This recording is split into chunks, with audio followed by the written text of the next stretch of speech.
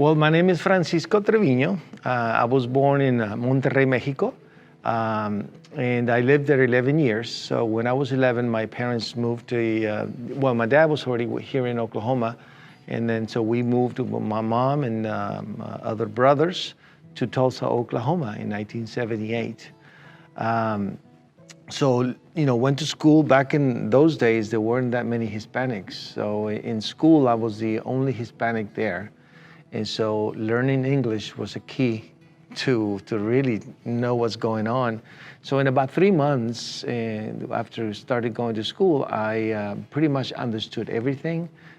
Still had struggling with my English, but I could understand. So that kind of helped. And so at age 13, I started playing the guitar. And then, as I grew up, I started learning a lot of the songs like the Beatles, Cat Stevens, all that music. I really wasn't into the Mexican music at all. When you're young, you kind of tend to rebel to the music your parents listen to. So Mexican music was not on my radar.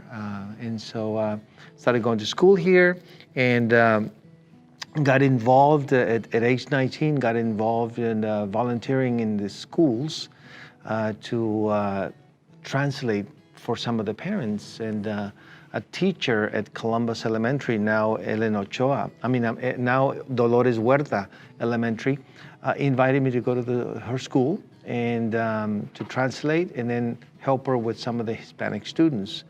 That's when I started taking my guitar and just playing some music. Back in those days, I didn't know any children music, so I started learning a couple of songs that I could do with them.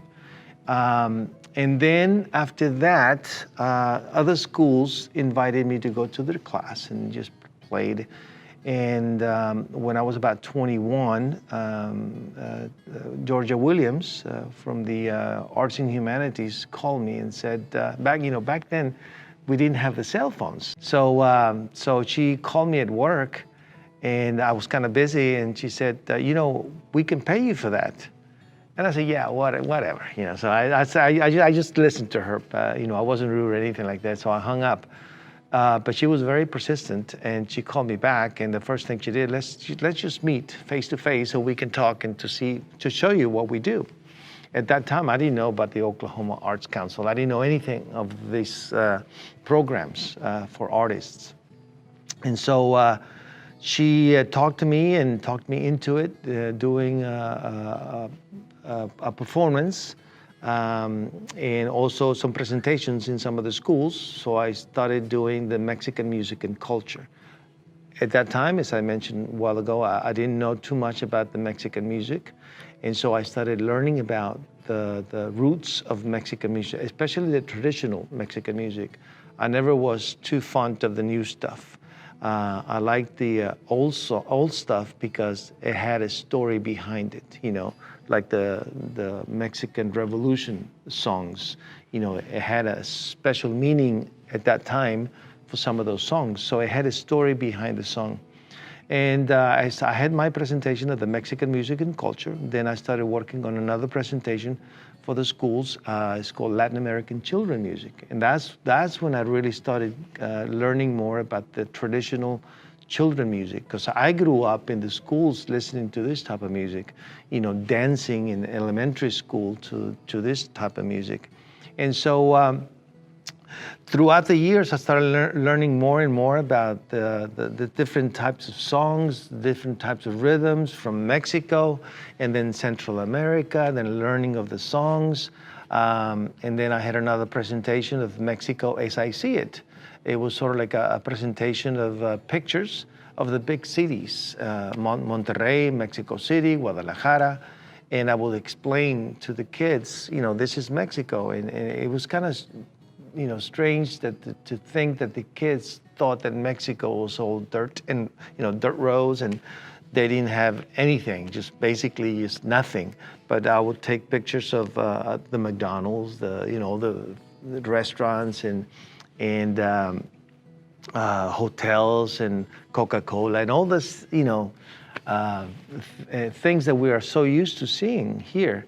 And so it was sort of like an eye-opener for them to know that Mexico was more than what they thought it was.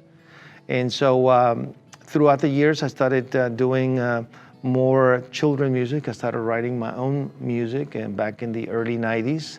And I did, well, back then it was a tape. It wasn't CD, it was tape. I started doing, I recorded an album of original songs with those rhythms in English and Spanish. But, you know, as I started learning more about the songs and the old songs, some songs that I've never heard before, it was kind of neat because back in those days, I used to go to the libraries and check out the records. And that's where I found a lot of the old songs that were pretty much lost. Because you couldn't find them. Even if you go to Mexico, you go to the record store, they only had the new stuff. I mean, you had to go and really dig deep in trying to find this traditional Latin American children music. And sometimes you couldn't even find it. I would ask friends of mine and cousins in Monterrey, I said, you know, find me some of this music. And they couldn't even find it, you know. So the library system for me in those days helped me a lot in trying to learn a lot of the songs from, you know, Argentina, from Chile, from you know, Central America and Mexico. It was kind of neat, and I thought, wow, this resources of the library, and it was checking out the records. Now they have everything digitalized, so it's really a good resource to find out about all this. Now, of course, obviously we have Google and all that stuff, so it's a lot easier to find out about the history behind the songs. You know, the work that I do right at the moment, well, there's different things.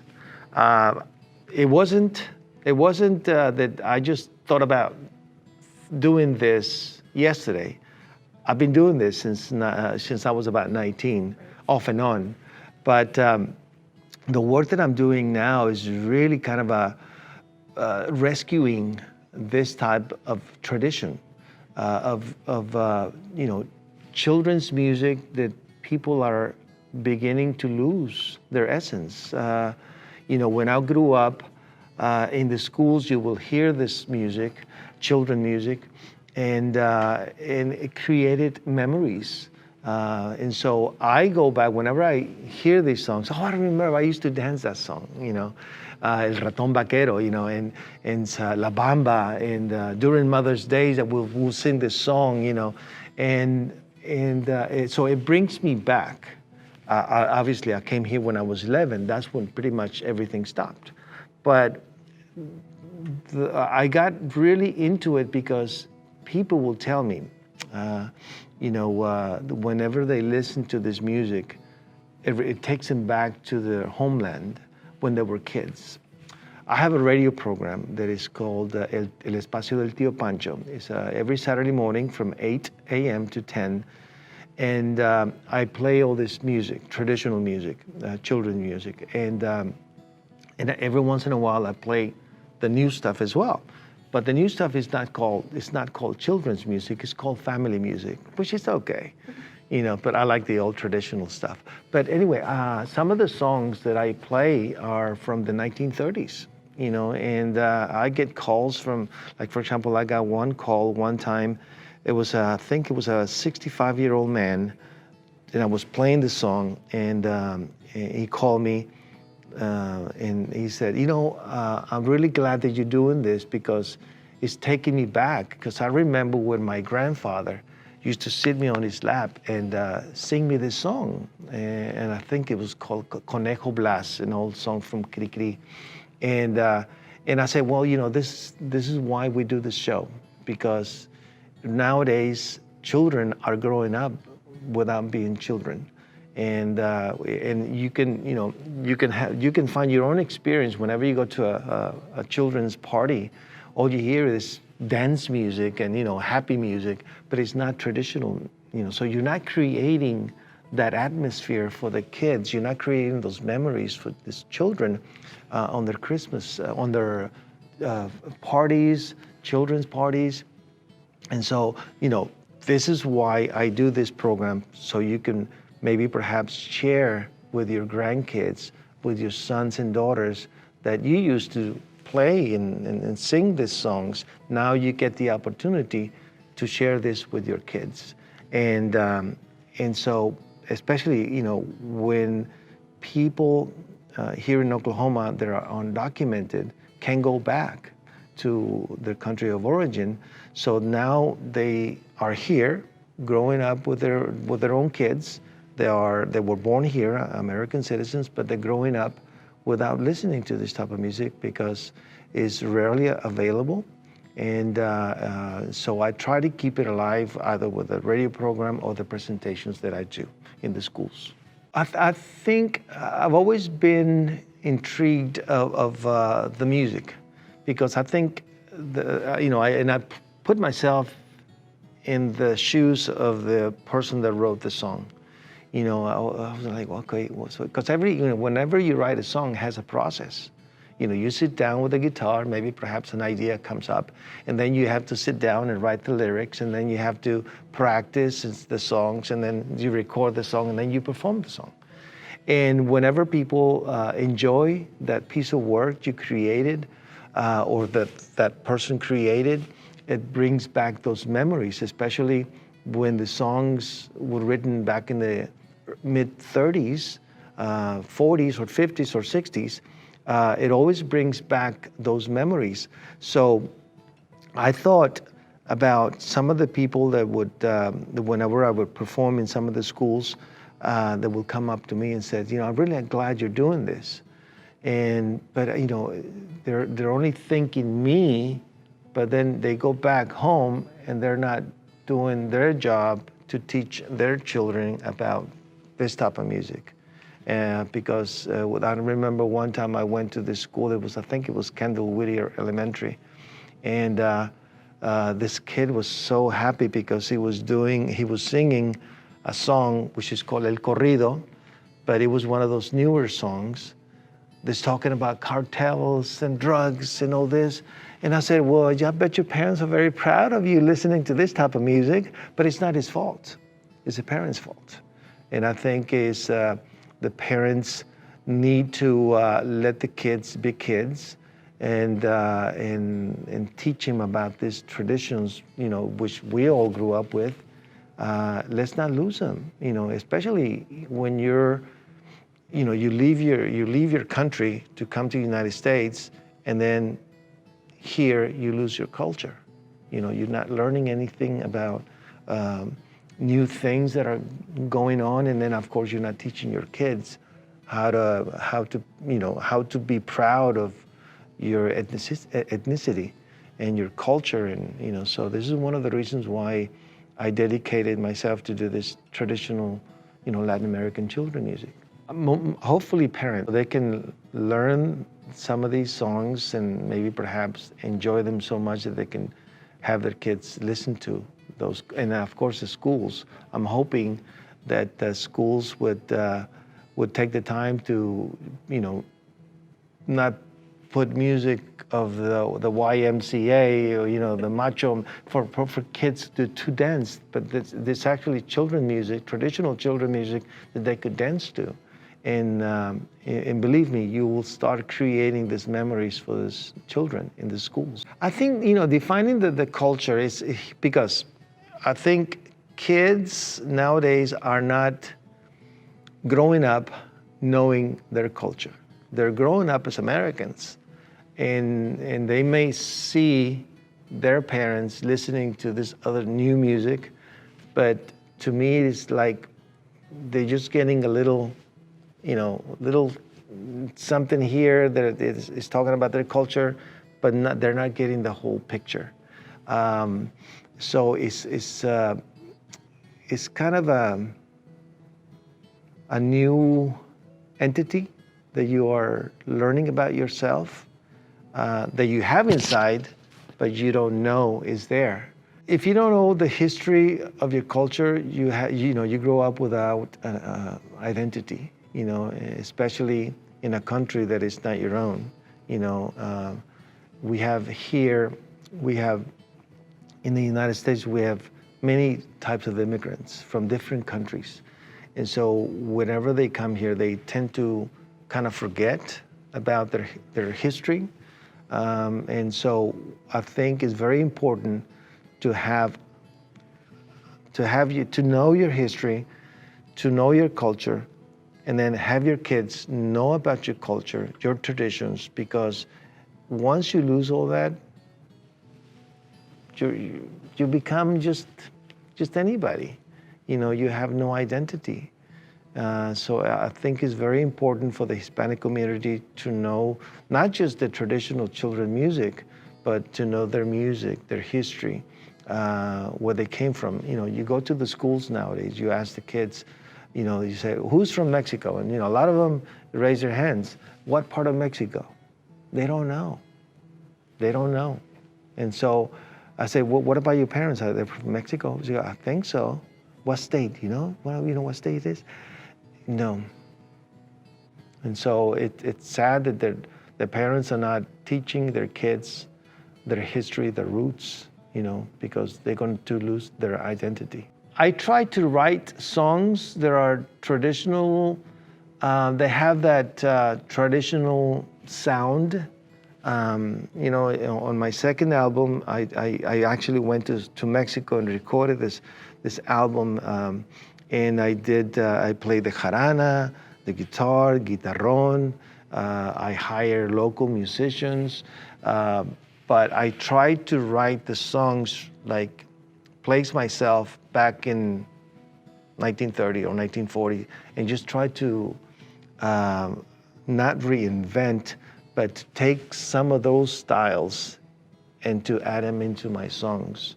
And so it's always nice that you can find a little twist. I'm not stealing their ideas, but those ideas inspired me to write this new song that sounds classic. So, you know, that's one of the things.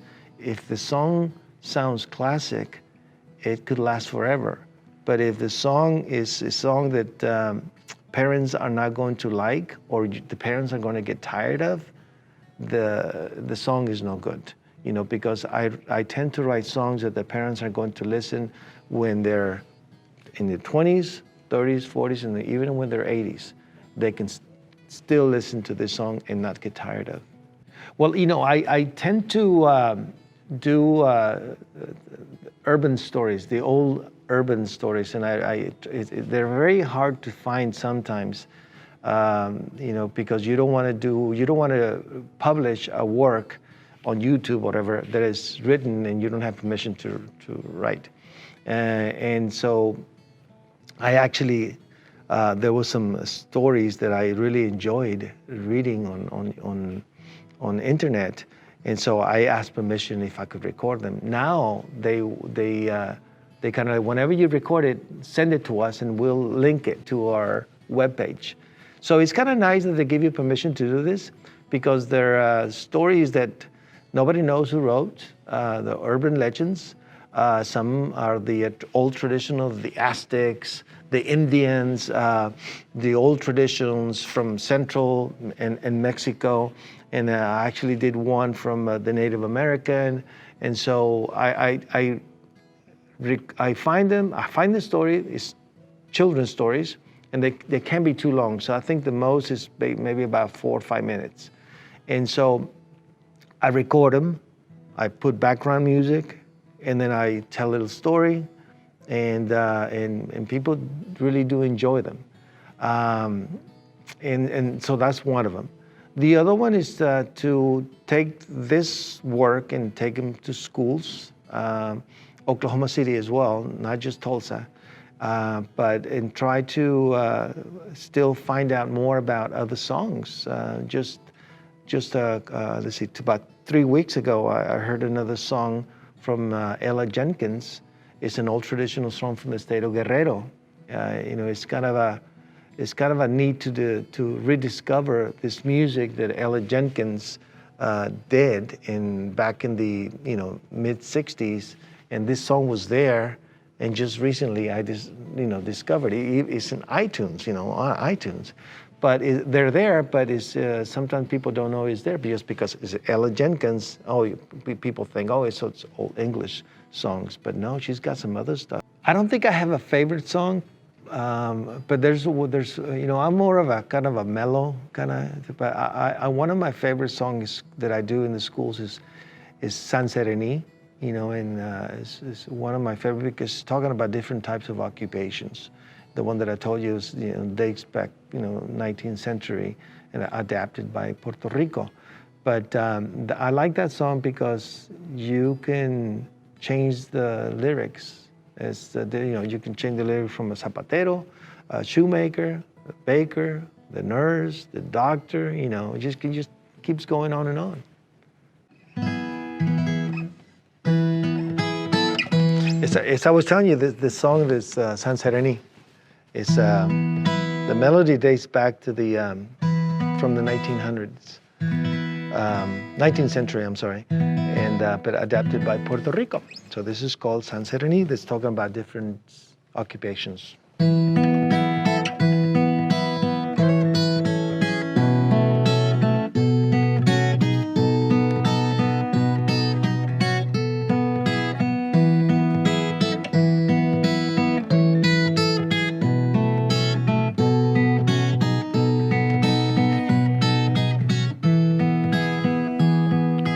San Serení de la buena, buena vida, hacen así, así los panaderos, así, así, así, así me gusta a mí.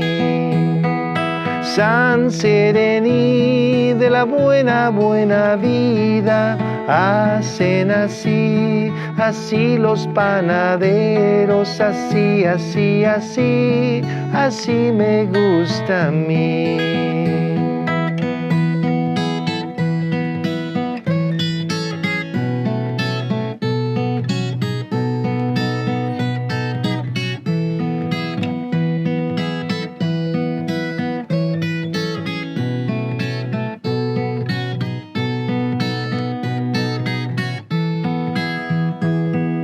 San Serení de la buena, buena vida, hacen así, así las enfermeras, así, así, así, así me gusta a mí.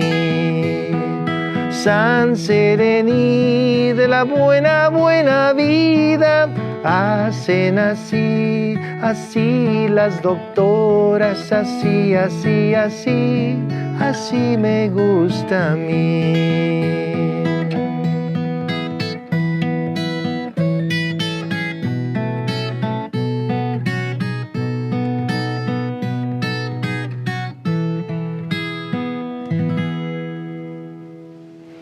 I think once they start, I tell you from experience that whenever they see me perform, especially some Hispanic teachers, they have seen me perform. They come to me after the show and say, I'm really glad you're doing this because nobody's doing this, and it's really neat to take my kids, my children here in the schools, to have them learn about this because I grew up with this music.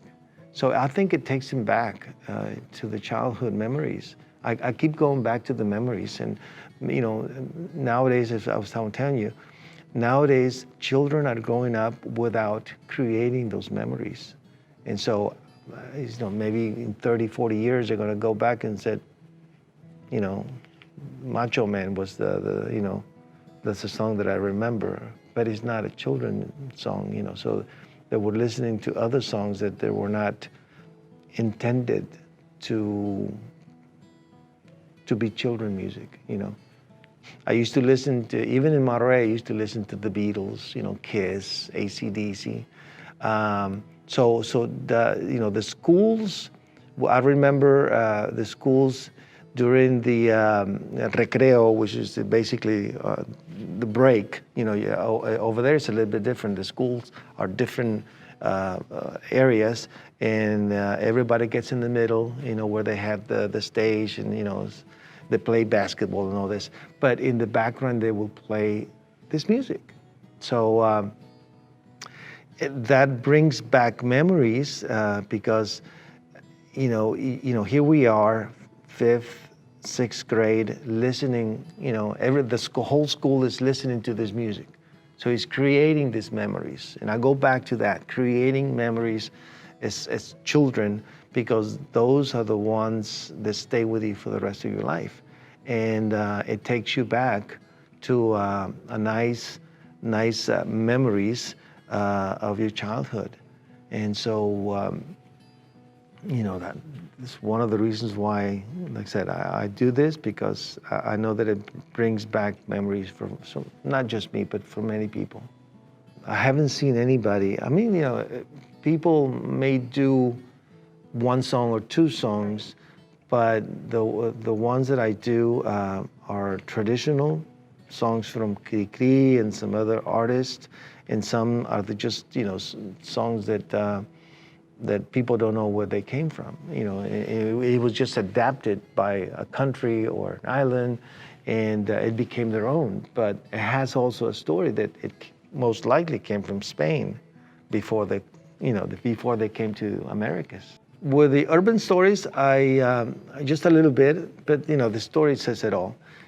When I do the songs and record them, yes, I give a little story of the history of the song and the writer. And as a matter of fact, I connected to the grandson of Francisco Gabilondo Soler, Cri, the character. He started a radio show in October 15th, 1934, and he presented several of those songs in that day. But he wasn't Cri at the time. Cri became 2 weeks after that in his radio program. The radio program was a 15-minute program with no advertisers at the time, and from there it grew, and the program lasted, I think, to the mid '60s. So it was very popular in Mexico. So I connected with his grandson, and Oscar, and he has a book of the stories of all these songs, because a lot of the songs are talking about his grandmother, the little fountain, it was in the middle of the house, and he's talking about the little ugly doll, la muñeca fea, and he's got a history of those. And it's really, I interviewed him in my radio program, and it was really neat to listen to the history of these songs that I grew up with, and he had been long gone, when I was listening to his music. And so it's really, I'm eager to learn more about this music, and eager to write more on this type of work that I think is part of it is dying. And so it inspires me to keep going and to spread the word in Oklahoma, and perhaps even other states, for parents to listen to this music, and the kids also to really enjoy. Most of the work that I do is just go and just find whatever's out there. It's not a specific person or writer that I do. My wife tells me, because she has several books about the conquistadores, and I started reading some of those things from those letters from the Saint Francis priest and all that, and they're very interesting letters. But sometimes some of those letters are not fond of or nice to the natives. So I try not to see that, or because it might influence the way it might influence the work that I do. So I just go out in the internet, because it's not like a one book tells all. It's just you find a little piece here, and then I try to remember that piece or write it down. It's kind of neat, because I have a paper that said just basically stories about children music, and I just collect all that through there, and then every once in a while I read it, and sometimes it's just information that nobody knows who wrote. To rescue this type of work, it is very important. If I don't do it, somebody else is going to do it. but when, I don't know. And so I'm on the right road at the moment. I'm not with, folk at the road. I don't. I think I know that I'm at the right road, right for our culture. And I think it's right for Oklahoma to know more about this. We did, I think twice before the pandemic, we did bilingual story time. And as a matter of fact, I was proud that I was the first artist at the Gathering Place to do a bilingual story time. So, but in another place, we did the bilingual story time where I get a couple of Hispanic leaders to read a story. And then I will do some songs. And then we'll invite the children's ballet folklorico to do some Mexican dances. So it was really, people, and the reason I invite the children's ballet folklorico is because they bring out their parents. Yes. Everybody, the parents, their grandparents, their uncles, everybody's watching. So automatically you have a crowd. And so whenever you have a crowd, the people tend to pay more attention instead of just somebody, this is boring, But no, but whenever you keep it active and with the dancing, the music, and the bilingual story time, everybody just kind of tends to go with the flow. Yeah, the version of Guadalupe, which is coming up next month, I've done that for, I think I was about 21, participating year to year. But in 2016, I had some health issues. And so, I was at home recuperating. And once I was able to go into my studio because there's some steps. I couldn't get down the steps. And so once I started going to my studio at home, I started writing this song. And I wrote the song, Hoy Aumenta Mi Fe. It's a spiritual song talking about, that I'm here looking for you and, just the words. So anyway, I showed it to the priest at my church, and he was just kind of looking up, and he's very theatrical, and he's always thinking about how can he present this music or this other things that he's always planning to do different things. So he heard the song and he goes, let's present that song, in December 12th during the version of Guadalupe. So I thought, a month. And I still haven't really finished the song. It had a few changes here and there, very few. The song was written and recorded, but it had a few things. So I changed it, and when I write the song, I always do, start date, and I put a date, and then when I think, this song is done, so I put a date. And it was kind of neat because I finished the song, performed it in December 12th, and then about a month later, I looked at my notebook where I wrote, when I wrote the song, and the date that I finished, the last part of it, was November 12th, which I thought, that's neat.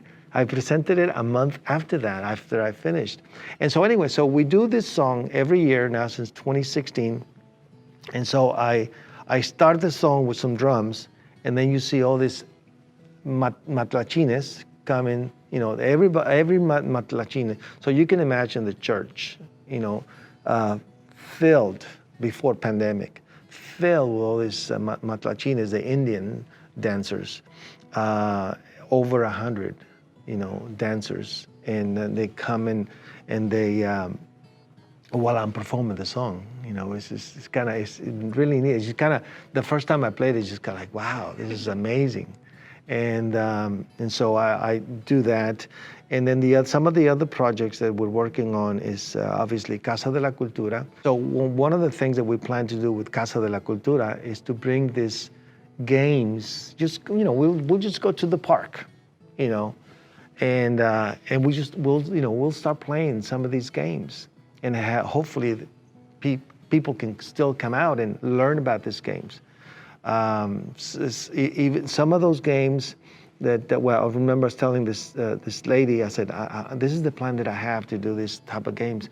And she just started talking about all these games that she used to play when she was young in Mexico City. And I was so intrigued because some of these games I haven't heard before.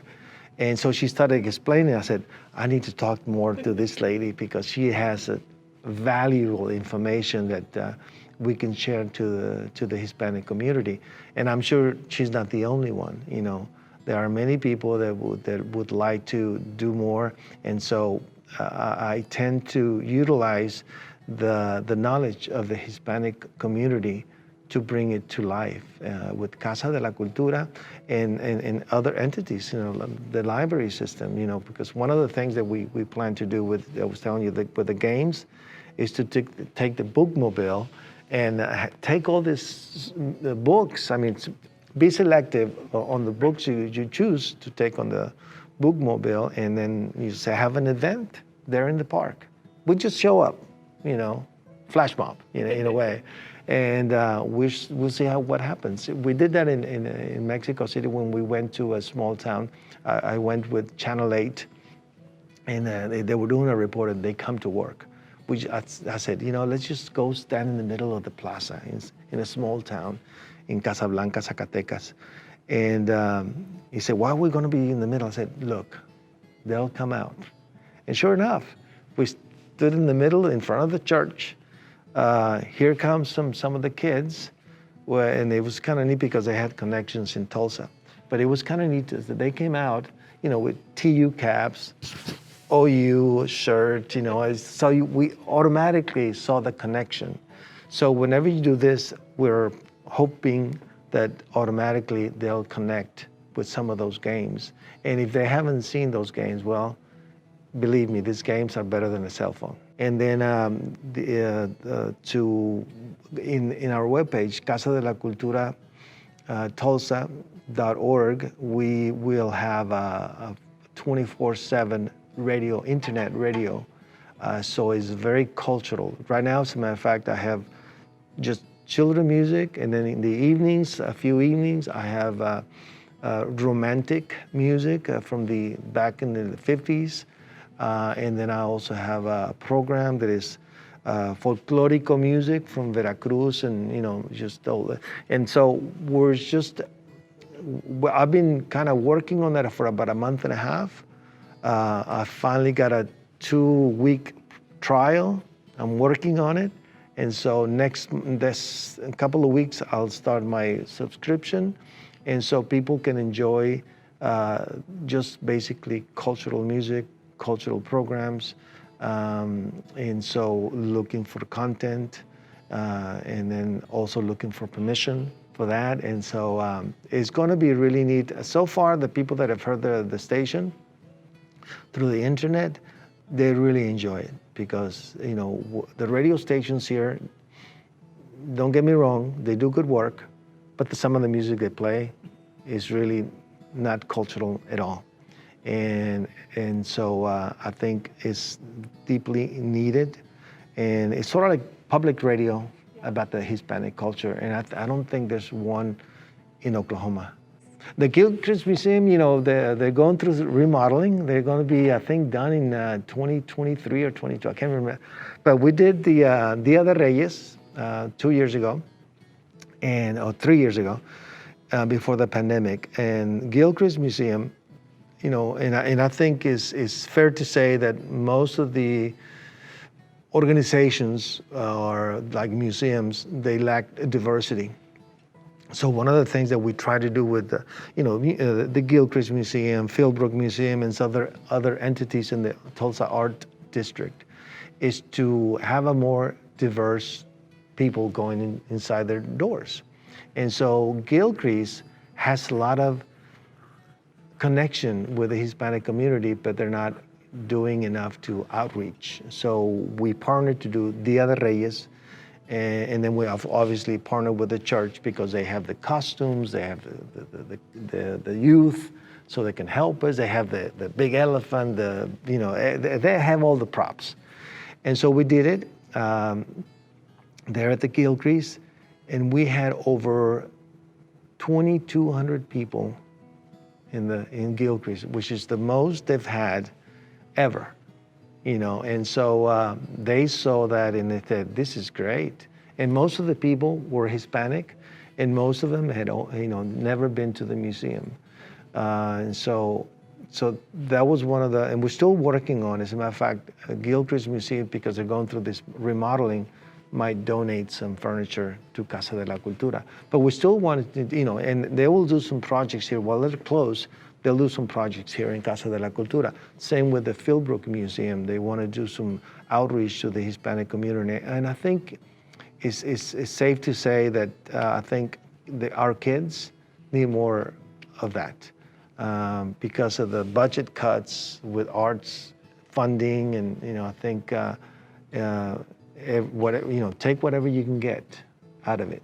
And if we can play a part of that, good.